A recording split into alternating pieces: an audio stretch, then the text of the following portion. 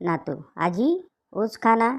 आजी, बाळा मला दात नाहीत, मी ऊस नाही खाऊ शकत. नातू, मग ठीक आहे, मी खेळून येईपर्यंत माझा ऊस तुझ्याकडे राहू दे.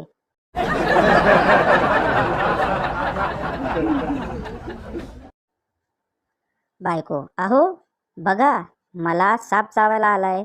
नवरा, अरे तो चावत नाही, त्याचं विष संपलंय म्हणून तो रिचार्ज करायला आलाय.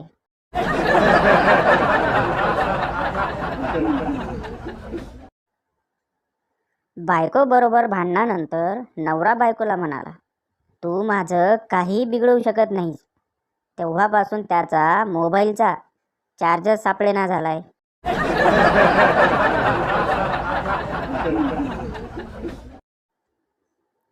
गुरुजी, बंड्या एक्सची व्हॅल्यू सांग. बंड्या, जीव होता जीव सर माझा.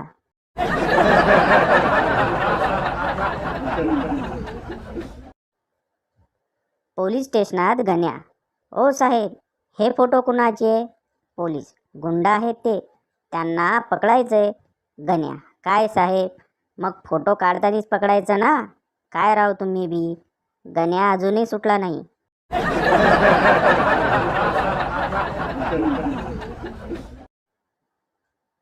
मुलांना सर्वात जास्त राग तर तेव्हा येतो जेव्हा रिक्षा दोन मुलींच्या मध्ये बसलेलो असतो.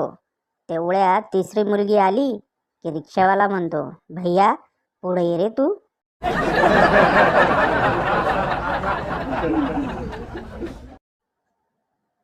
ऐन श्रावणात समोरून आवाज देणारी मच्छीवाली म्हणजे विश्वामित्राची तपश्चर्या भंग करणाऱ्या अप्सरासारखी असते.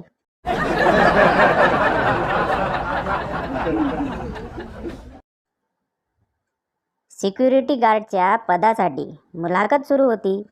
मुलाखतदारानं एका उमेदवाराला विचारलं, इंग्रजी भाषा येते का? उमेदवाराने शांतपणे प्रतिप्रश्न केला, का? चोर इंग्लंडमधून येणार आहेत का?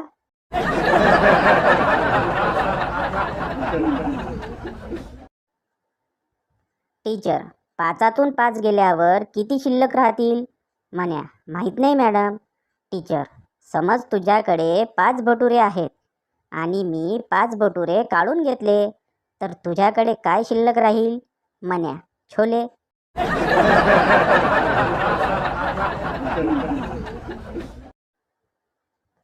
पत्नीने मोबाईल रिचार्ज करण्यासाठी सांगितलं.